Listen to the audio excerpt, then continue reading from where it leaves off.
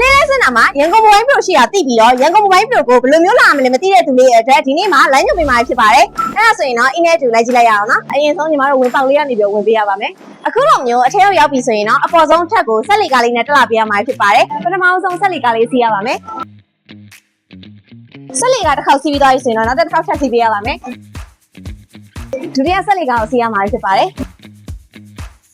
ဆက်လီကနှစ်ခေါက်စီးပြီးတော့အခုလိုမျိုးအပေါ်ဆုံးထပ်ကိုရောက်ပြီဆိုရင်တော့ဟိုဘက်ကိုသွားပေးရပါမယ်ဒီလိုမျိုးထောင်လေးကိုရောက်ပြီဆိုရင်တော့ဟိုဘက်ကိုသွားပေးရပါမယ်အခုလိုမျိုးရှောက်လာရင်လည်းရုပ်ရှင်ထောင်လေးကိုရောက်ပြီဆိုရင်တော့ဒီဘက်လေးကိုလာပေးရပါမယ်ရုပ်ရှင်ရှိကိုရောက်ပြီဆိုရင်တော့သူ့ရဲ့မျက်နှာဆင်းဆိုင်မှာရန်ကုန်မိုဘိုင်းပရိုဖုန်းဆိုင်လေးရှိပါတယ်ရှင်နဲ့ဒါဆိုရင်တော့ Iro ရဲ့လဲတဲ့ရန်ကုန်မိုဘိုင်းပရိုရောက်ပြီပဲဖြစ်ပါတယ်Iro ရဲ့လဲတဲ့စနာရန်ကုန်မိုဘိုင်းပရိုဖုန်းဆိုင်မှာဆိုရင် Xiaomi နဲ့ပတ်သက်တဲ့ပစ္စည်းအစုံကိုတနေရာထဲမှာစုံစုံလင်းလင်းဝယ်ယူနိုင်တဲ့အပြင် Android လား iOS လားဘယ်လိုဖုန်းမျိုးစောင့်မယ်ဆိုအာမခံဆက်အပြည့်အဝနဲ့စိတ်ချရင်ဒီဇိုင်းနဲ့ပြုပြင်နိုင်မှာဖြစ်ပါတယ် Xiaomi နဲ့ပတ်သက်တဲ့ပစ္စည်းအစုံကိုပစ္စည်းမှန်ဈေးမှန်နဲ့တနေရာထဲမှာဝယ်ယူခြင်းနဲ့ဆိုရင်တော့လဲတဲ့ကရန်ကုန်မိုဘိုင်းပရိုကိုအမြန်ဆုံးလာခဲ့ဖို့ဖိတ်ခေါ်ပါတယ်ရှင်အားလုံးပဲတတန်